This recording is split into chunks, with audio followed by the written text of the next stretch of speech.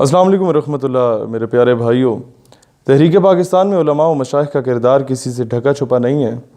لیکن افسوس کی بات یہ ہے کہ موجودہ نسل کو اس بات سے بے خبر رکھا گیا ہے۔ آج کے سکولز، کالجز اور یونیورسٹیز میں نصاب میں کہیں بھی یہ نہیں پڑھایا جاتا کہ علماء و مشائخ کا کیا کردار تھا۔ یہ بات 1940 سے شروع نہیں ہوتی،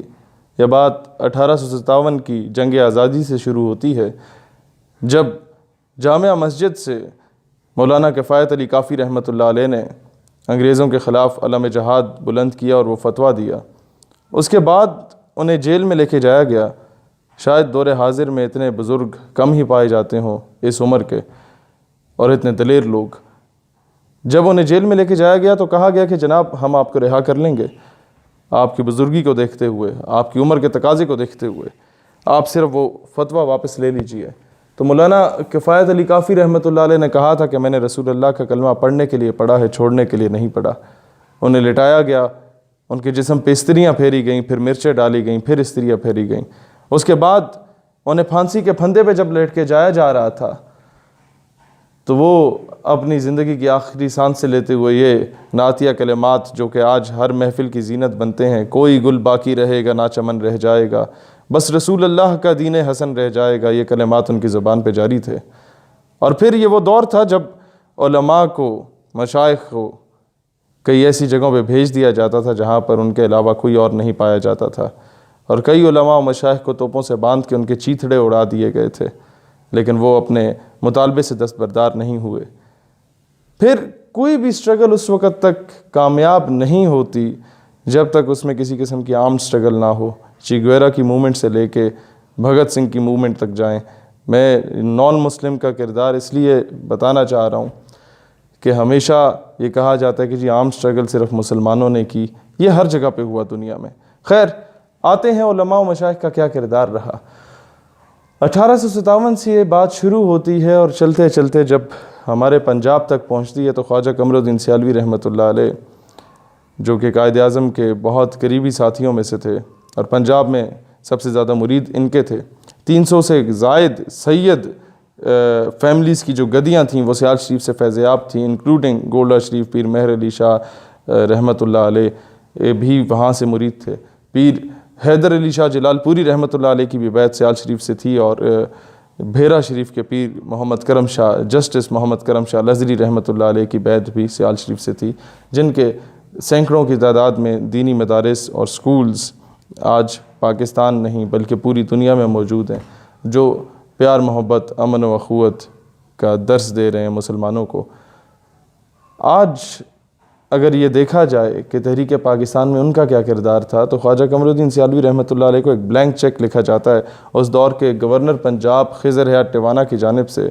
اور وہ لکھتا ہے کہ fill and sign it and tell me the amount of money you need but do not support Mr. Jinnah in the creation of Pakistan۔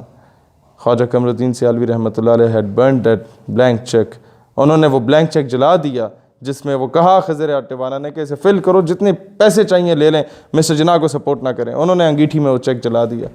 پھر خضر حیات ٹیوانا نے دھمکی دی کہ جناب اب اگر آپ نے مسٹر جناح کو سپورٹ کیا مسٹر سیالوی تو ہم سے برا کوئی نہیں ہوگا۔ تو خواجہ قمر الدین سیالوی کا تاریخی جواب تھا کہ میں اللہ دے 99 نہ پڑے جنہیں خضر حیات ٹیوانے دا نام موجود نہیں۔ اور پھر یہ وہ ہستیاں تھیں جنہوں نے قائد اعظم اور علامہ اقبال کے ساتھ مل کے غازی علم الدین کی رہائی کی تحریک بھی چلائی، ان کی حمایت کی تحریک چلائی، اور جیل میں جب ملنے کے غازی علم الدین شہید کو تو حضور پیر سیال جب جیل میں گئے تھے تو قرآن پاک پڑھ رہے تھے، اتنے میں وہ جہاں پر رکتے قرآن پاک میں وقفہ لیتے وہاں سے غازی علم الدین پڑھنا شروع ہو جاتا کہ حضرت اس کے بعد یہ، اس کے بعد یہ، اس کے بعد یہ آیت۔ تو وہ حیران کہ علم الدین میں نے تو سنا تھا کہ تم صرف جمعے کی نماز پڑھا کرتے تھے اور باقی نمازوں میں اکثر قضا ہو جایا کرتی تھی، تم ایک عام سے مسلمان تھے، اللہ نے تم سے بہت بڑا کام لے لیا اور تمہیں اس منصب و مرتبے پہ فائز کیا، لیکن یہ قرآن پاک تمہیں کس طرح حفظ ہو گیا، کس طرح یاد ہو گیا؟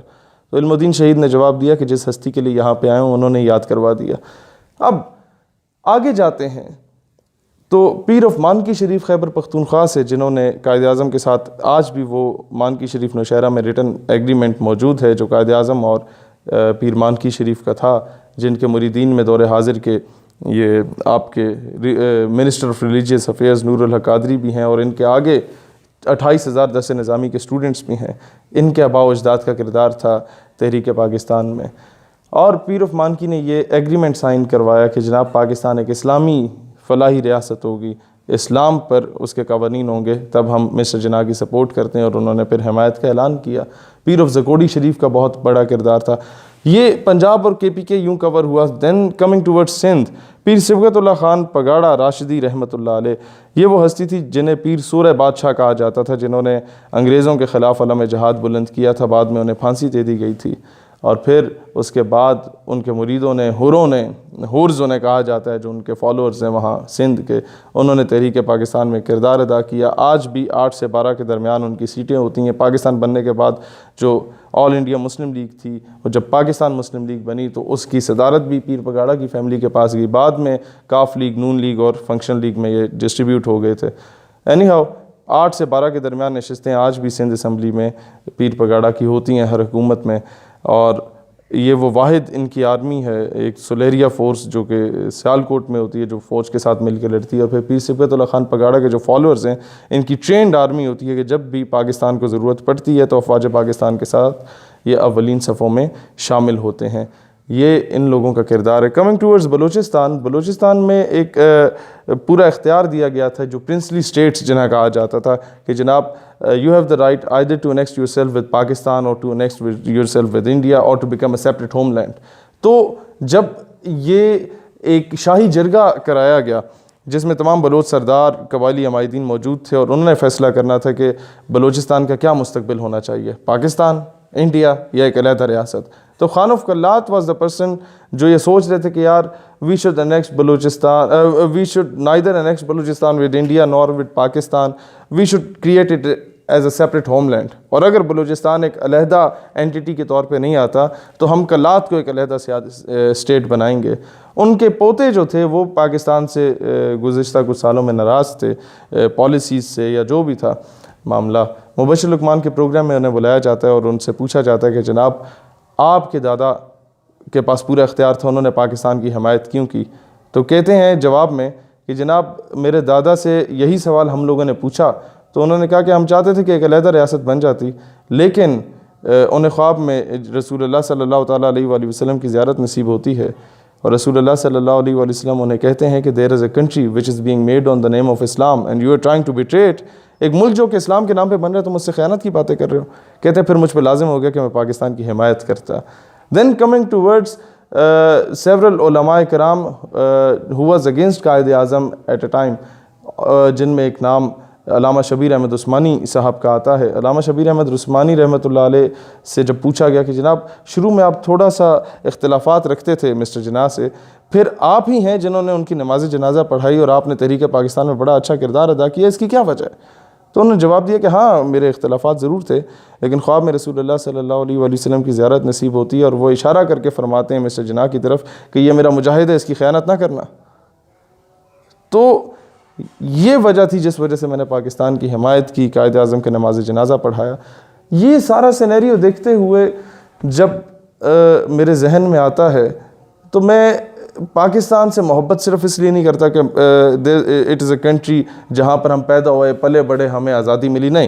پاکستان سے محبت واحد ایک بنیاد پہ ہے کہ it is the only homeland after Medina پاک which was made on the name of Islam, اور اس سے محبت دراصل اسلام سے محبت ہے،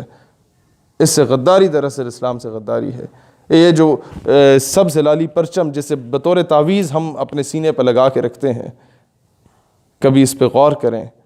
اس کی نسبت میرے آقا علیہ الصلوۃ والسلام کے گنبد خضرا سے ہے۔ اس پرچم کا دشمن ہمارا دشمن ہے۔ اللہ اسلام اور پاکستان کا حامی و ناصر ہو۔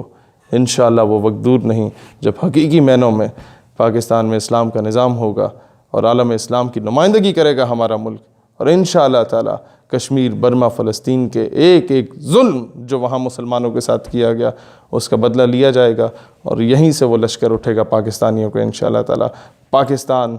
زندہ باد۔